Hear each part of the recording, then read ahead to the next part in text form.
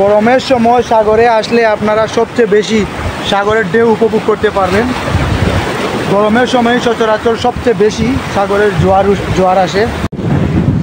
আপনারা অনেকেই শুনেছেন সাগরের জোয়ার ভাটাটা আসলে কি সেটা আমি এই ভিডিওতে পুরাটাই দেখাবো। এখন যেটা দেখছেন আপনারা সাগরের উত্তাল ঢেউ, এটি হচ্ছে সাগরের জোয়ার। সাগরের এই জোয়ারটা মূলত সকালবেলায় সবচেয়ে বেশি হয়, উত্তাল ঢেউ থাকে, সাগরের জোয়ার বেড়ে যায়। আবার যখন সন্ধ্যা হয় বিকালবেলা তখন এই জোয়ারটা কমে, বাটা সেটা হচ্ছে সেই সাগরের পানি একদম গভীরে চলে যায়।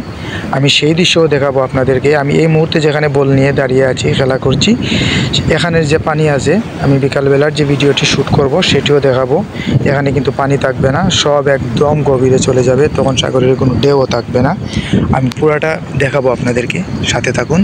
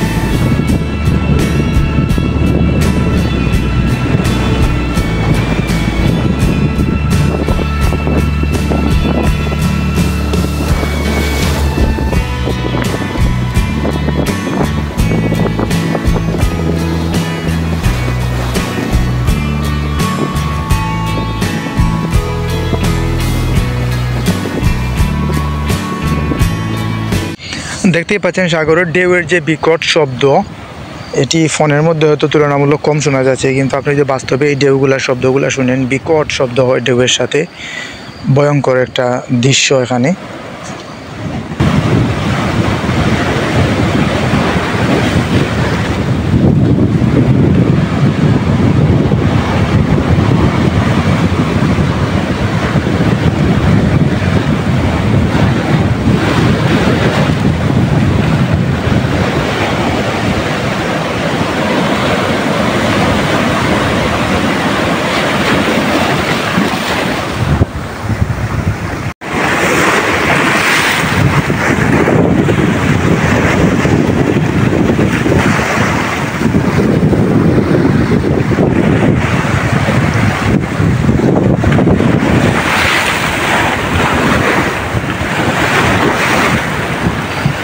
যারা কক্সবাজার গেছেন তারা তো অবশ্যই কক্সবাজারের সমুদ্রের যে ঢেউগুলা সেগুলো অবশ্যই উপভোগ করেছেন।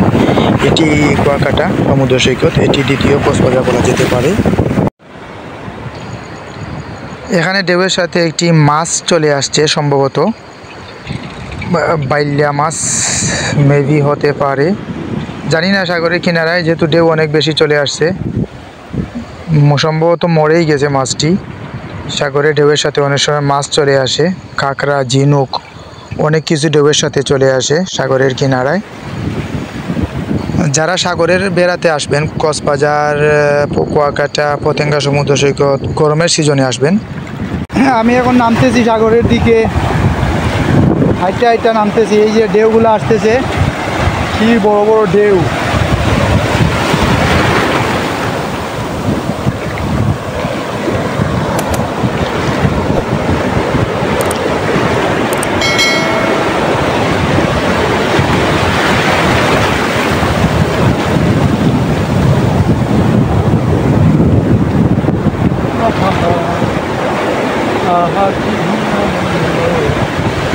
বন্ধুরা, এ নিয়ে বাংলাদেশে আমার 3টি সমুদ্র সৈকত দেখা হয়ে গেছে। প্রথম যেটি আমি দেখেছিলাম সেটি হচ্ছে কক্সবাজার সমুদ্র সৈকত। বিয়ের পর আমার ওয়াইফকে নিয়ে গেছিলাম, আমার ওয়াইফও সাথে ছিল। আর দ্বিতীয় সেটা পতেঙ্গা সমুদ্র সৈকত, সেখানেও আমি ওয়াইফকে নিয়ে গেছিলাম। বেশিরভাগ সময় ওয়াইফকে সাথে নিয়ে ঘুরি।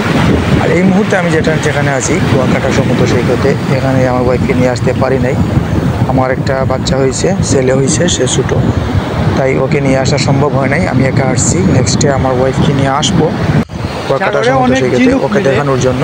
তো খুঁজতেছি আমি ঝিনুক, দেখি আমি ঝিনুক খুঁজে পাই কিনা। আমি ঝিনুক খুঁজতেছি। সাগরের ঢেউয়ের সাথে অনেক ঝিনুক আসে, আপনারা হয়তো জানেন। ও এই যে অনেকগুলা ঝিনুক।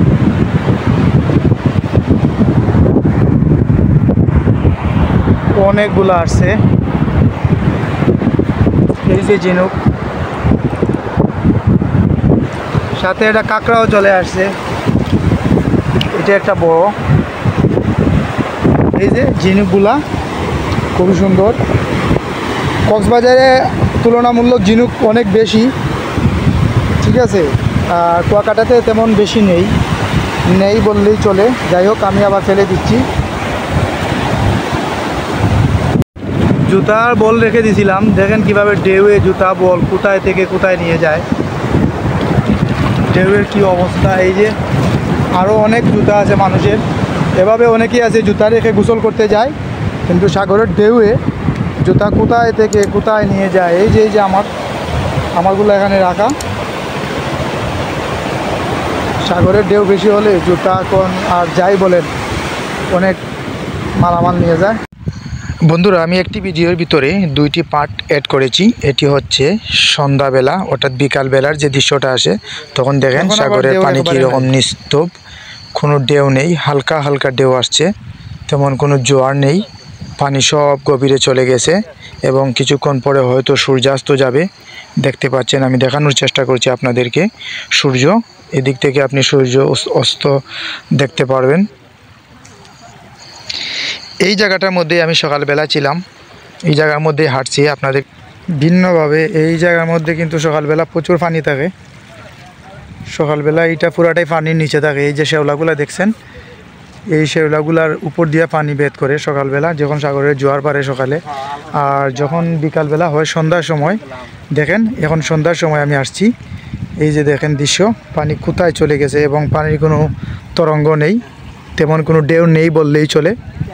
একদম অল্প আকারে ঢেউ, হালকা হালকা।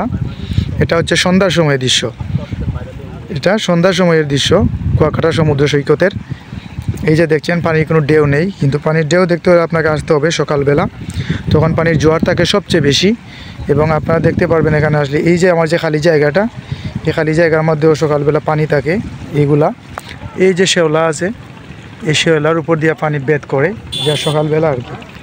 আর এখন যেহেতু সন্ধ্যার সময়, জোয়ার একদম কমে গেছে, পানি নেই বললেই চলে, পানি একদম নিচে নেমে গেছে।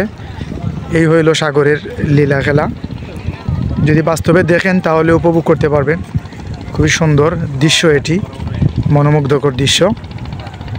আমাদের এই চ্যানেলে কক্সবাজার সমুদ্র সৈকতের ব্লগ পাবেন, পতেঙ্গা সমুদ্র সৈকতেরও ব্লগ পাবেন, চাইলে ঘুরে আসতে পারেন।